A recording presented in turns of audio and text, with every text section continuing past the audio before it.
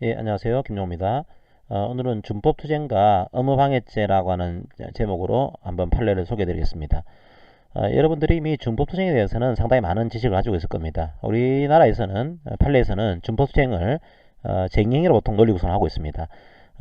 이제 업무의 정상 운영을 저해하는 행위가 쟁행인데, 이제 우리나라에서는 이 업무의 정상 운영을 저해한다는 것이 사실상 해왔던 업무가 저해가 되면은 이걸 쟁행위로 논리 구성하고 있죠. 그러면 상당수의 준법투쟁은 다 쟁행위로 논리 구성이 되는 이런 구조예요. 그러면 이 준법투쟁 이꼴 쟁의행위라고 한다면 이 쟁의행위는 정당성을 가져야 되는데, 만약에 이 쟁의행위가 정당하지 않게 되면 어떻게 될까요? 정당하지 않게 되면 세 가지 효과가 나오죠. 하나는 민사적인 손배 책임을 질 수가 있습니다. 두 번째로 형사적인 책임을 질 수가 있어요. 주로 형사적인 책임의 가장 중요한 죄 중에 하나는 위력이한 업무방해죄라고 하는 그런 죄책을 질 수도 있습니다. 세 번째로 징계 책임을 지게 될 수도 있겠죠. 자, 이 케이스는 이 준법투쟁을 쟁의행위로 이해하고서 이 쟁의행위가 정당성을 상실했다는 이유로 위력이한 업무방해죄로 검사가 공소를 제기한 이런 케이스입니다. 두 가지가 다 나올 수가 있어요. 이 준법투쟁은 쟁의행위에 해당한다라고 하는 이 법리. 두 번째로 이 쟁의가 정당하지 않게 되면 그럼 무조건 위력한 업무방해죄로 처벌할 수 있는 거냐? 최근 판례 시각은 반드시 그렇지 않습니다. 그 의미를 여러분들이 정확하게 이해할 필요가 있어요. 한 판례의 사실관계를 통해서 이 내용을 정리를 해보도록 하겠습니다. 자, 어떤 이제 노조 지부가 있습니다. 그리고 회사가 있습니다.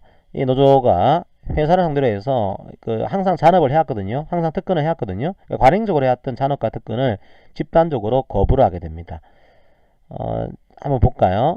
거부를 했는데 잔업 거부한 인원이 아주 많지는 않아요. 전체 근로자 수가 240명인데 산업을 거부한 하루 인원이 약 20명 가까이 되고 있고요. 그 다음에 특근 거부는 한 10명 정도가 되고 있습니다. 이게 또 동시에 한 게 아니고 또 약간 텀을 두면서 이제 하고 있는 준부투쟁을 하고 있는 그런 구조였어요. 그리고 당해사업과 관계 있는 자로 대체 근로를 할 수 있기 때문에 대체 근로를 지금 하고 있는 구조였습니다. 그리고 오히려 잔업을 거부하고 특근을 거부하게 되면 생산이 떨어져야 되는데 생산이 유지가 되고 매출이 증가하는 이런 현상이 일어났습니다. 어쨌든 자 이제 검사 측에서는 이 준법투쟁은 사실상 해왔던 업무 운영을 저해한 거기 때문에 쟁의행위에 해당하고 이 쟁의행위는 정당성을 상실한다. 이걸 요래해서 이건 위력에 의한 업무방해죄가 됩니다. 위력에 의한 업무방해죄로 공소를 제기한 그런 케이스입니다. 과연 이런 케이스가 위력에 의한 업무방해죄가 될 수 있냐? 어떻게 보면 이 판례는 준법투쟁이 쟁의행위인 거냐? 이걸 다툰 판례가 아니고 쟁의행위가 정당성을 상실하게 되면 그게 위력에 의한 업무방해죄가 될 수 있냐? 자, 이게 오히려 중요한 판례였습니다. 최근의 판례의 흐름들을 볼 수 있는 그런 판례예요. 자, 볼까요? 최근의 판례는 쟁의행위가 반드시 위력이라고 보지 않습니다. 옛날에는 쟁의행위는 전체가 다 위력이다 이렇게 판단해서 파악을 했거든요. 근데 지금 쟁의행위는 업무방해죄가 되기 위해서는 위력이 있어야 되는데 위력은 업무방해죄니까 위력에 의한 업무방해죄에 대한 구성요건을 지금 제시를 하고 있습니다. 무조건 쟁의가 위력이 되는 건 아니에요. 자, 위력이라고 하는 것은 어떤 사람의 자유사를 제압하고 혼란케 할 만한 일체의 세력을 얘기합니다. 쟁의행위로서의 파업도 마치 아무것도 하고 있지 않은 부작위처럼 보이지만 거기에 그치지 않고 일정 부분은 위력에 포함됩니다. 위력에 해당하는 요소를 포함하고 있는 것으로 우리 판례는 보고 있어요. 그렇다고 해서 쟁의행위가 무조건 위력인 거냐? 최근 판례는 그렇게 보고 있지 않습니다. 어떻게 보는가 하면 두 가지 요소를 얘기하고 있는 거예요. 첫 번째가 이제 시기의 전격성입니다. 이게 위력이 되기 위해서는 사용자가 예측할 수 없는 시기에 전격적으로 이루어져야 되는 거다. 이게 있어야지만 위력이 되는 겁니다. 이걸 하나 제시하고 있고, 두 번째로 결과의 심각성이에요. 보니까 이 쟁의행위 결과 사용자의 사업운영에 심대한 혼란 내지 막대한 손해를 초래했다. 이 경우에 한해서 사용자의 자유사가 제압 혼란될 수 있는 거다. 이 경우만 위력으로 보겠습니다.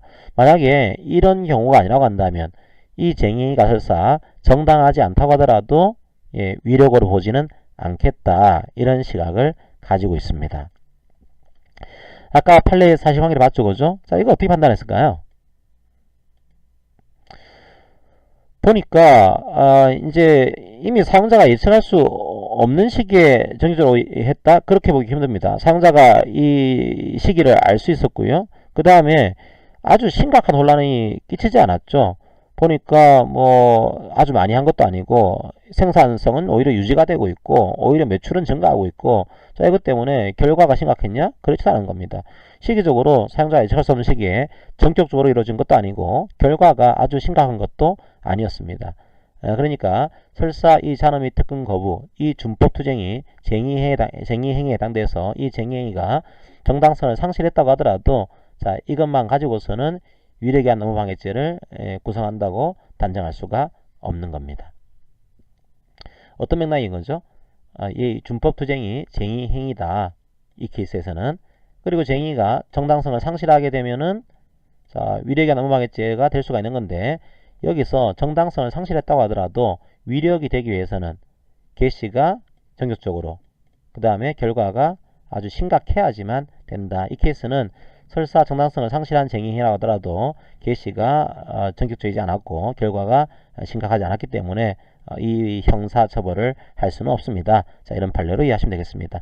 두 가지 의미가 담겨있는 판례인 거죠. 준법투쟁의 성질과 과연 정당성 상실한 쟁의행위가 위력의한 업무방해죄를 구성하는지, 이 두 가지가 다퉈진 그런 판례로 이해하시면 되겠습니다. 자, 오늘 판례는 이것으로 마무리를 하도록 하겠습니다. 물론 이제 여전히 이제 이 판례 내용은 쟁의행위가 정당하지 않을 경우에 형사처벌하지 않을 수 있다, 이 측면에서 상당히 의미가 있어요. 자, 의미가 있긴 하지만 그래도 완전히 형사처벌의 위험에서 벗어난 건 아니죠. 그런 한계는 가지고 있습니다. 그리고 여전히 정당하지 않은 쟁의에 대해서는 징계책임 문제, 그리고 손배책임 문제는 남아있기 때문에 현재 형사책임 문제에 대해서만 약간 완화시키는 그런 판례가 나왔을 뿐이지, 징계 문제와 손배 문제는 여전히 남아있는 상당히 중요한 과제다, 이해하시면 되겠습니다. 자, 오늘 강의는 마치겠습니다. 감사합니다.